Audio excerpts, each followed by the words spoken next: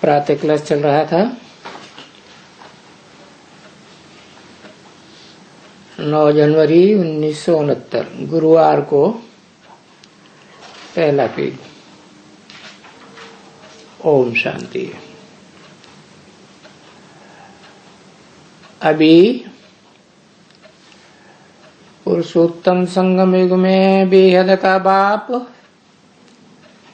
इस शरीर द्वारा माना ब्रह्मा के टेम्परेरी शरीर के द्वारा जिसको जीव कहा जाता है, जीवात्मा, जीवित आत्मा,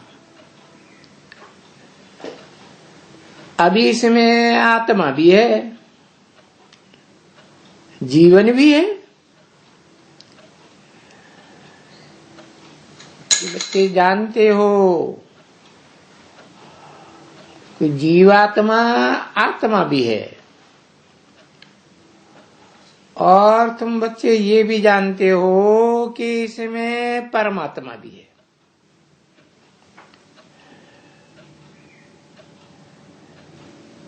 ये पहले पक्का होना चाहिए बच्चों को। क्या क्या क्या पक्का होना चाहिए? कि इसमें आत्मा भी है, परम आत्मा, परम पार्टधारी, हीरो पार्टधारी की आत्मा भी है। वो तो मुकर्रर रहते हैं।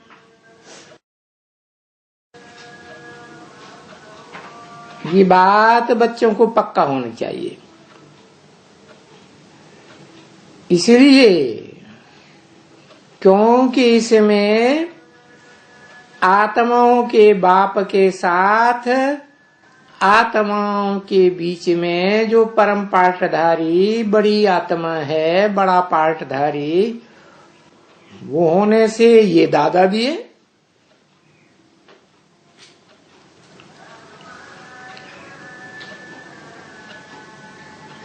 क्योंकि पुरुष सभी भाई भाई है। जो भी शरीर रूपी पुरी में निवास करने वाली आत्माएं हैं, वो सब भाई भाई।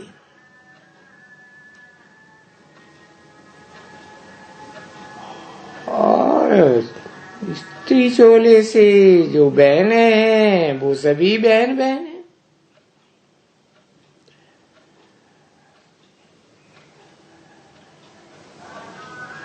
तो ये बच्चों को अच्छा निश्चय है।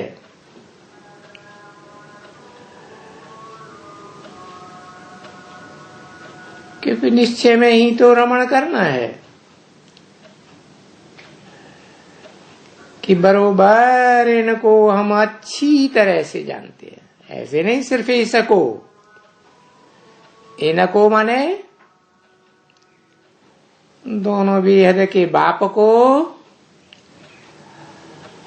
और ब्रह्मा बाबा को तो जानते ही है। दादा लेखराज के तन में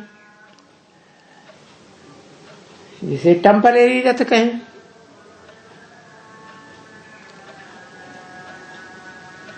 तो बाबा जिसमें पधारा है, पधरामणी किया है या अवतार लिया है, वो बाबा खुद कहते हैं, वो बाप खुद कहते हैं आत्माओं का कि मैं इन दोनों के तन में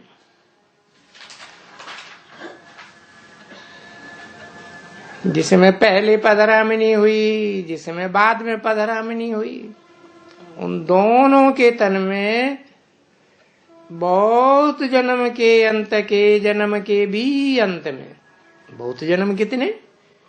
84 जन्म, और उन 84 जन्मों का भी अंतिम समय 60 साल, वानप्रस्थ अवस्था। और उसमें भी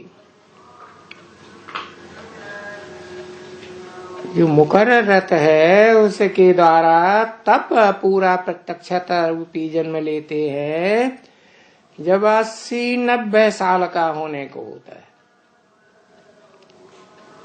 इसलिए बोला इनके माने दोनों के एक ही शरीर में ये दोनों जीवात्माएं, जीवन धारण करने वाली आत्माएं 80-90 साल पूरे होने पर जब काम करती हैं तो इनके बहुत जन्म के अंत के जन्म के भी अंत में पधरामणी की है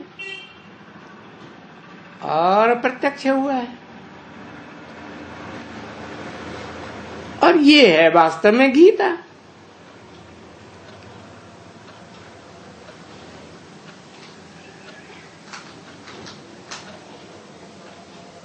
जिसे कहते हैं सब धर्मों का माई बाप।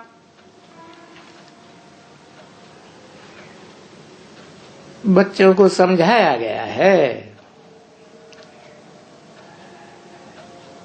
ये है सर्वशास्त्रमयी शिरोमणि, वो ही गीता का ज्ञान जो कल पहले सुनाया था। सर्वशास्त्र कौन से? जो भी सब धर्म पिताएं हैं उनके जो भी शास्त्र बने हुए हैं उन सब शास्त्रों के बीच में शिरोमणि गीता है, उसका ज्ञान।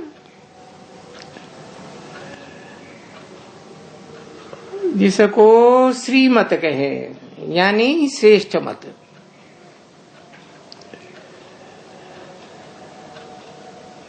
अब ये तो समझते हो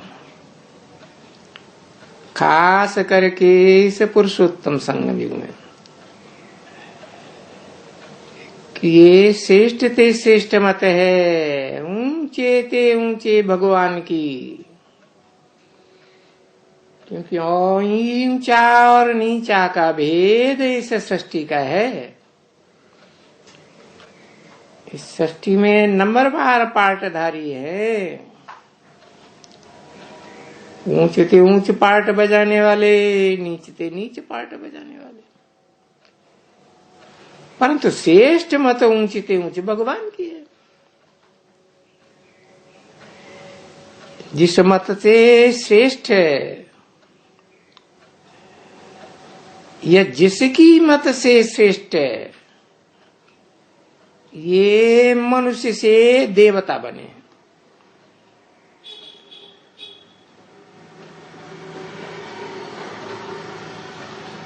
देवता कहा ही जाता है। 16 कला संपूर्ण को देवता कहा जाता है। कलातीत विष्णु को भी देवता कहा जाता है। और श्रेष्ठ मत से ये भ्रष्ट मनुष्य, वो श्रेष्ठ मत से फिर जब वो मनुष्य श्रेष्ठ देवता बनते हैं और तुम आए ही हो इसीलिए श्रेष्ठ देवता बनने के लिए। ये तो अच्छी तरह से तुम जानते हो कि बाप भी खुद कहते हैं कि मैं आता हूं, तुम भ्रष्ट विकारी मत से श्रेष्ठ निर्विकारी मत वाले देवता बनाने के लिए तुम बनते हो।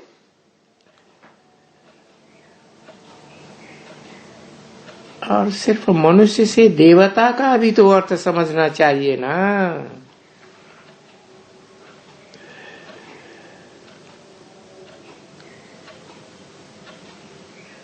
कि विकारी मनुष्य से निर्विकारी देवता बनाने के लिए आते हैं।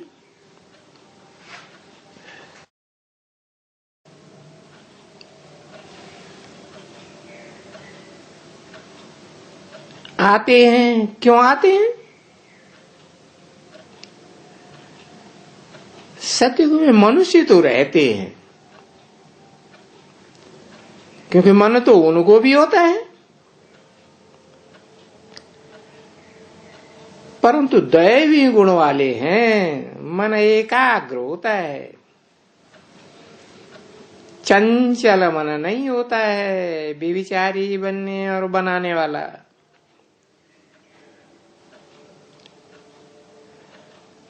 और अभी कलयुग में आसुरी गुण वाले हैं,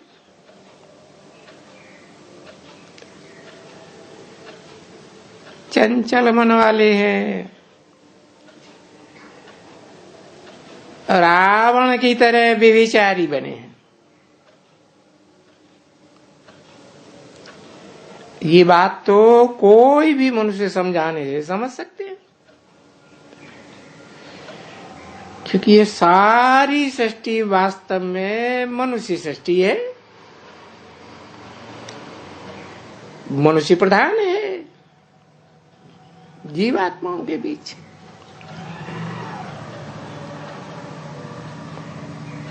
तो सारी सृष्टि तो आसुरी गुण वाली है,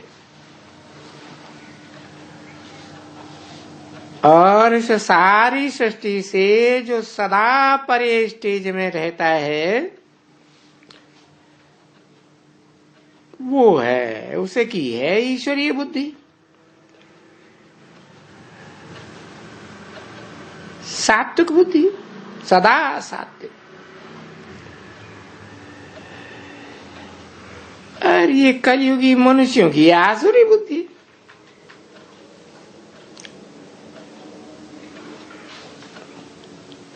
तो वहां एकदम सतयुग के आदि में है ज्ञान, जिस ज्ञान में अज्ञान का नाम निशान नहीं।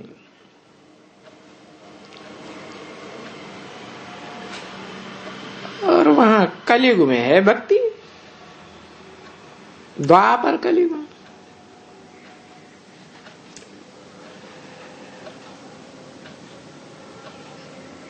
तो बाप ने समझाया है कि ये भक्ति का ज्ञान और ये ज्ञान की बातें कैसे समझाते हैं और कौन समझाते हैं।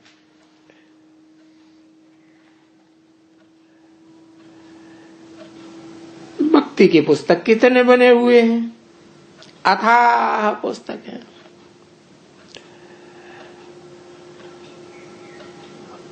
और ज्ञान की पुस्तक कितने हैं,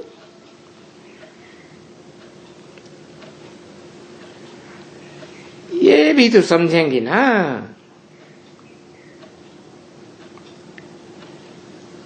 तो जो ज्ञान का सागर है,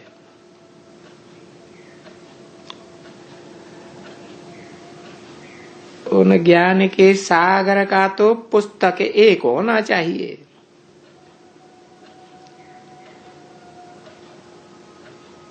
सागर भी एक होना चाहिए तो पुस्तक भी एक होना चाहिए।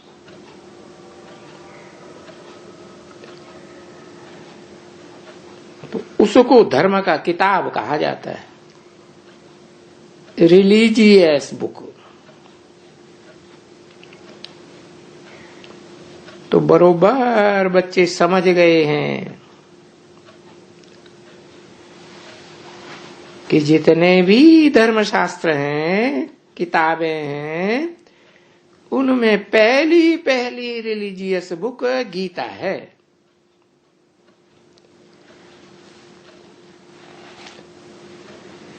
कहा भी जाता है रिलीजन इज फर्स्ट।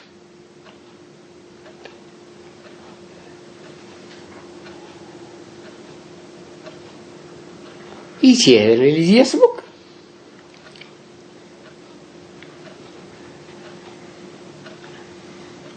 पहले तो धर्म पिता होगा ना,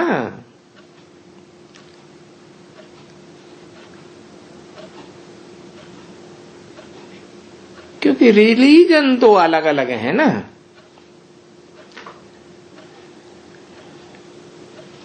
तो उनकी नंबरवार आने वाली रिलीजियस बुक्स भी अलग अलग हैं, नंबरवार है।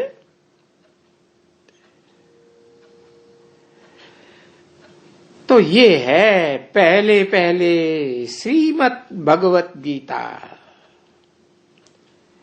माना भगवान का गाया हुआ गीत जिसे श्रेष्ठ ते श्रेष्ठ मत कहे।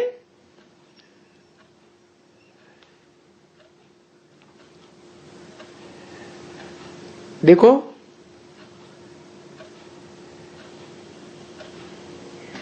इसको भी रिलीजियस बुक नंबर 1 कहें।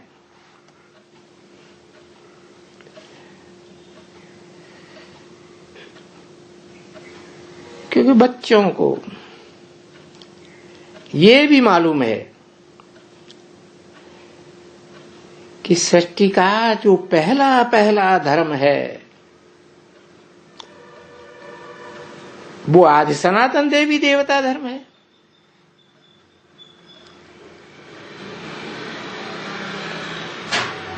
तो धर्म पिता भी एक होना चाहिए। और जैसे मुसलमान लोग अभी भी कहते हैं अल्लाह बलदीन, अल्लाह माने ऊंचे ते ऊंच, पहले में पहला, अव्वल नंबर। और उसका धर्मशास्त्र भी पहले में पहला।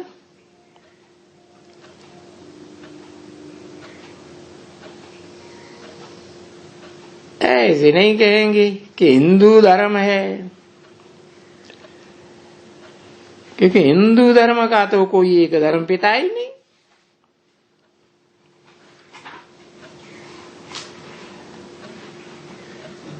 कोई एक धर्म पुस्तक ही नहीं है ना।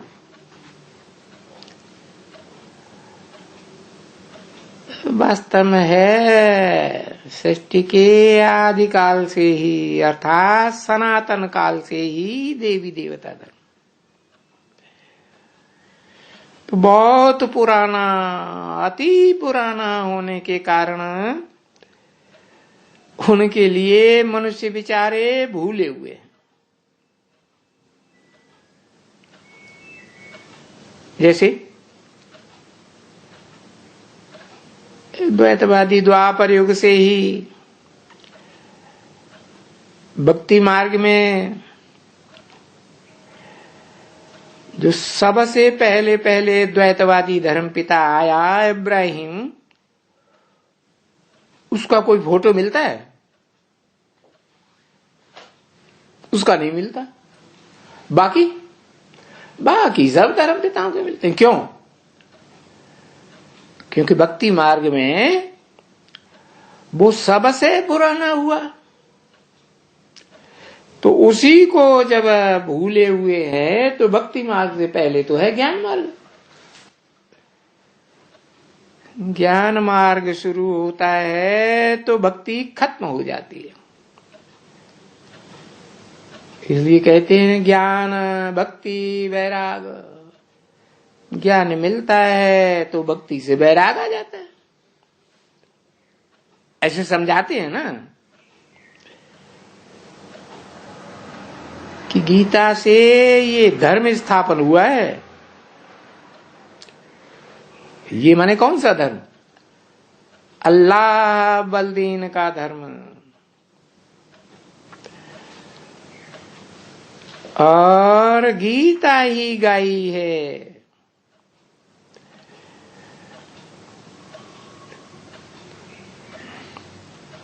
कृष्ण ने है।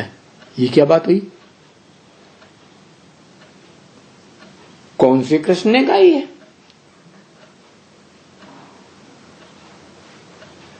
कौन से कृष्ण ने गाई है? एक कृष्ण की बात है कि कोई और भी कृष्ण है? हाँ, इसे आदि सनातन देवी देवता धर्म कहा जाता है। उसमें कृष्ण बच्चा है जिसकी यादगारें मंदिर के रूप में आज भी बनी हुई हैं। उन सभी मंदिरों में भारत में जाके देखो, बच्चे के रूप में बैठा हुआ है या बुजुर्ग के रूप में बैठा हुआ है? बच्चे के रूप में बैठा हुआ है। तो जो गीता गाई हुई है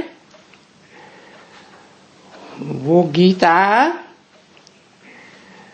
उस निराकार भगवान ने गाई है, जो निराकारी लोक से इस दुनिया में आता है और जिस कृष्ण बच्चे को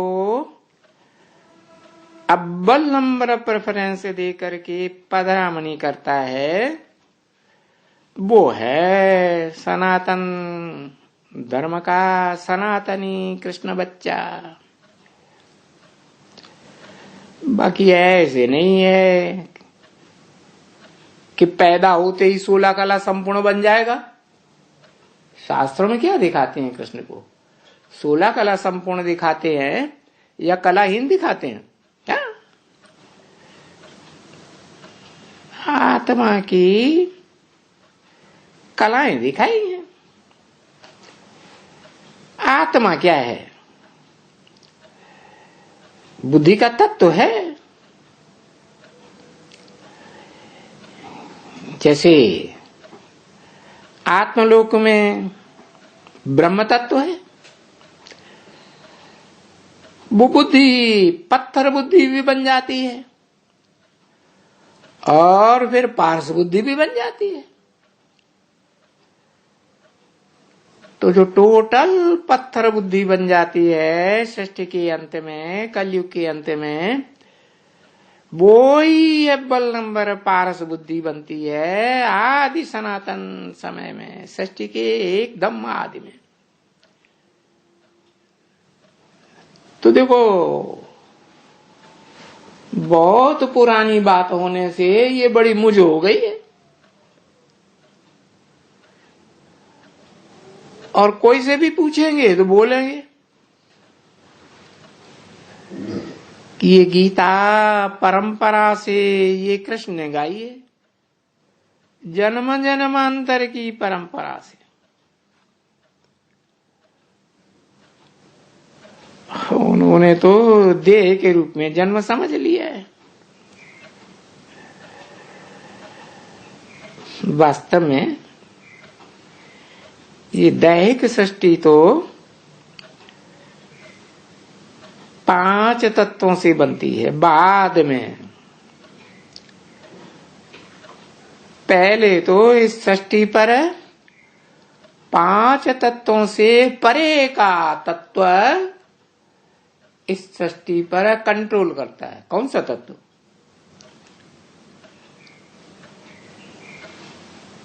ब्रह्म तत्व है।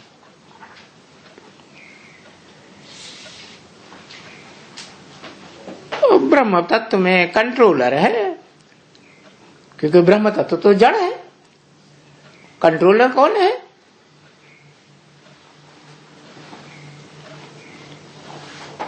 कंट्रोलर है वो कंट्रोलर निराकार तो है, लेकिन चैतन्य भी है। जैसे ये निराकारी धाम है लेकिन जड़ है, चैतन्य नहीं है। परम धाम जिसे कहते हैं आत्मलोक, आत्माएं निराकार हैं, तो रहने का उनका धाम भी निराकारी होना चाहिए ना। परंतु इस सृष्टि पर कलयुग के अंत में तो निराकार का बोलबाला हो जाता है कि साकारियों का बोलबाला हो जाता है?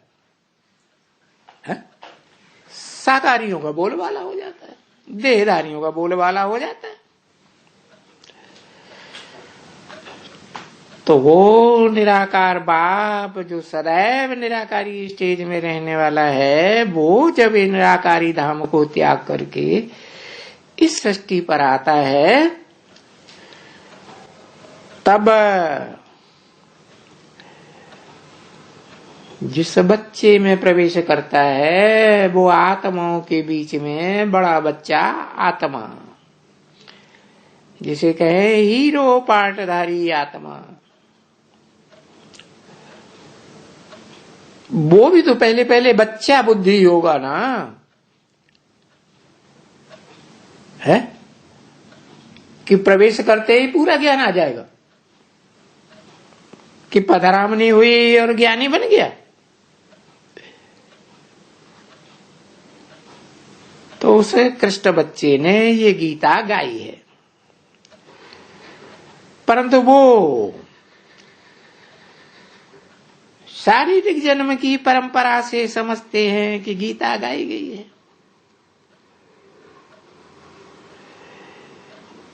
क्योंकि जो शासन करने के शास्त्र हैं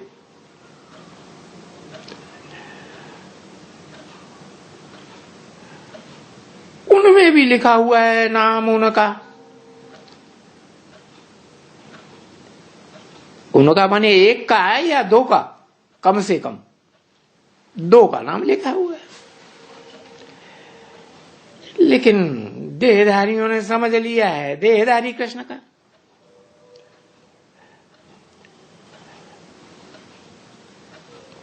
ऐसे नहीं समझा कि सदा निराकार रहने वाला बाप जब इस सृष्टि पर आते हैं तो जिस मनुष्य तन में मुकर्रर रूप से प्रवेश करते हैं उसे आप समान 100% निराकारी बनाते हैं।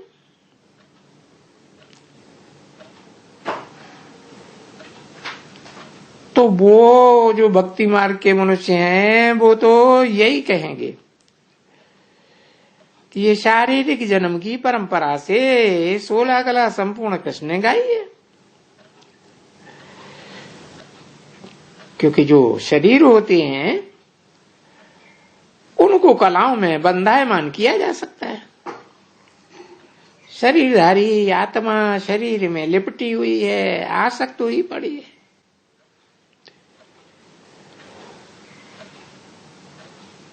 तो वो समझते हैं 16 कला संपूर्ण ने गीता गाई।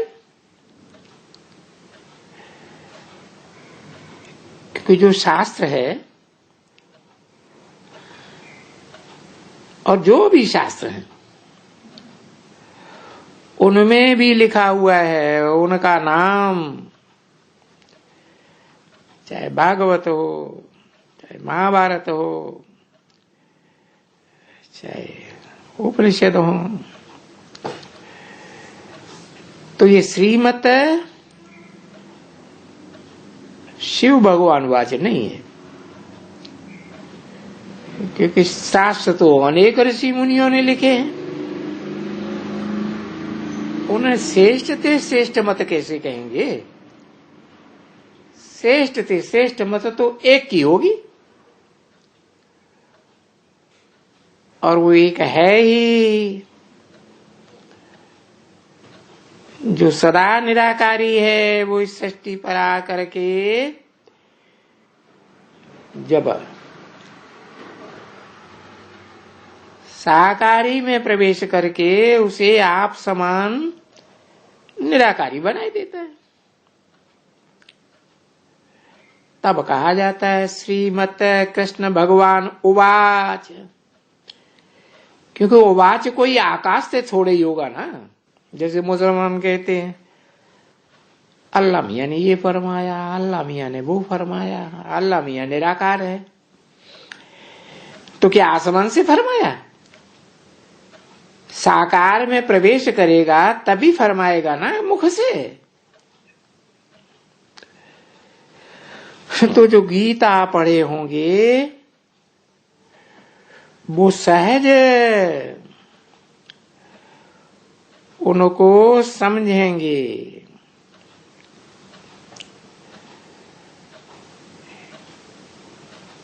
कि जो कृष्ण है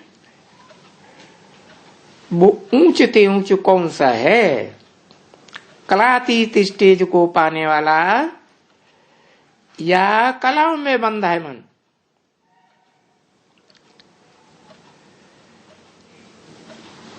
कलाओं में बंधा है मन को तो भगवान नहीं कहेंगे। भगवान तो कलातीत है। गाया भी जाता है कलातीत कल्याण कल्पांतकारी। कृष्ण को तो द्वापर के अंत में दिखाई दिया शास्त्रों में, तो क्या कल्प का अंत हो गया? कल्प का अंत तो चारों युग चतुर्युगी बीतेगी तभी अंत होगा ना। कलयुग के अंत में ही कल्प का अंत होगा। तब ही कलाहीन कलयुग को बदल करके भगवान 16 कला संपूर्ण बनाते हैं। 16 कला संपूर्ण तो क्या, कलातीत स्टेज वाला बना देते। तो वो श्रीमत उस कृष्ण भगवान वाच को कहेंगे।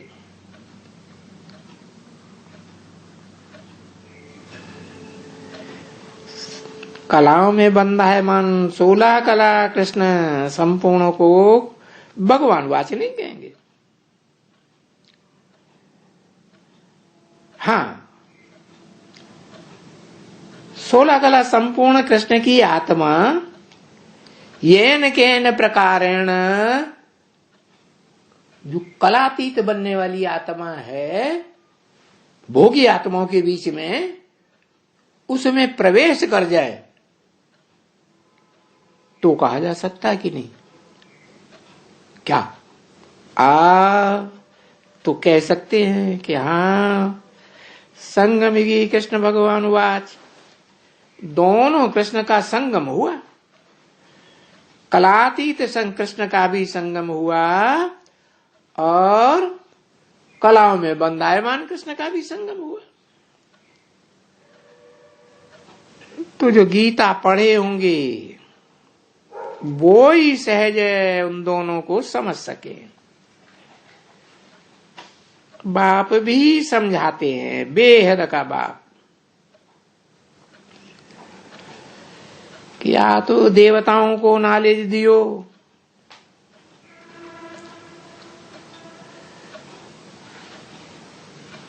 क्योंकि देवताएं, इस ज्ञान से देवताएं बने,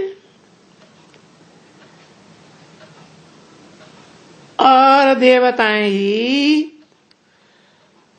अनेक देहधारियों के अज्ञान के संग के रंग में आकर के देवता से राक्षस बने, दैत्य बन गए।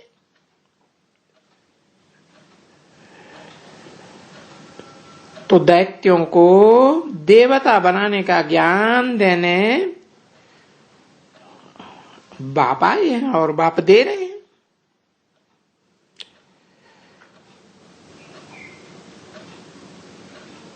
और वो ज्ञान के अनुसार राजयोग भी सिखलाए रहे हैं। जो भारत का राजयोग बहुत प्रसिद्ध है।